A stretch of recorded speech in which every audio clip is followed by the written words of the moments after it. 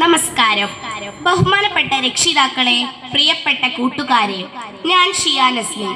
ഞാൻ ഇന്നിവിടെ വന്നിരിക്കുന്നത് യുദ്ധത്തെക്കുറിച്ച് ഏതാനും വരികൾ സംസാരിക്കുവാനാണ്. യുദ്ധം കേൾക്കുമ്പോൾ തന്നെ എത്ര ഭയാനകമായ ദൃശ്യം! എന്നാൽ അതിലുപരി ഏറ്റവും ഭീകരവും ഭയാനകമായ, മനസ്സുകളെ തളർത്തുന്ന ഒരു വിപത്താണ് യുദ്ധം.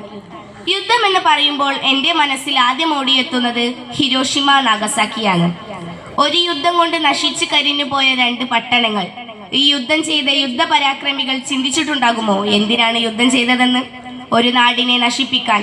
അതിലുപരി ഒരുപാട് കെട്ടിടങ്ങളും രണ്ട് വലിയ പട്ടണങ്ങളുമാണ് നശിച്ചു പോയത്. എന്നാൽ ഈ കാലഘട്ടത്തിൽ നമ്മളെല്ലാവരും കേട്ടുകൊണ്ടിരിക്കുന്ന ഒരു യുദ്ധമാണ് ഇസ്രായേൽ ഫലസ്തീൻ യുദ്ധം. ആ യുദ്ധത്തെക്കുറിച്ച് പറയുകയാണെങ്കിൽ ഏതു പിഞ്ചു കുഞ്ഞിന്റെ മനസ്സിലും മൂടിയെത്തും ഗാസ. വിശപ്പടക്കാൻ പോലും ഭക്ഷണം കിട്ടാതെ ഓടിക്കളിക്കുന്നവരുടെ കഥയാണ് ഗാസ. തീത്തുപ്പുന്ന യന്ത്ര തോക്കുകൾക്ക് മുന്നിൽ ചിതറിത്തെറിക്കുന്ന ജീവനുകളുടെ കഥയാണ് ഗാസ.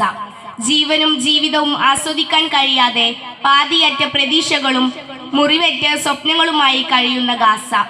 സമൂഹത്തെ സ്നേഹിക്കുന്ന, ആത്മാഭിമാനത്തെ പരിഹസിക്കുന്ന യുദ്ധമാണ്, പ്രക്രിയയായ യുദ്ധമാണ് ഗാസ. കൊറോണയുടെ സമയത്ത് ഒരു മനുഷ്യന്റെ ജീവൻ രക്ഷിക്കുവാൻ വേണ്ടി കോവിഡ് പടർന്നപ്പോൾ എല്ലാവരും ശ്രമിച്ചവരാണ്. ഇത്രയും പറഞ്ഞുകൊണ്ട് എൻ്റെ വാക്കുകൾ നിർത്തുന്നു. നന്ദി.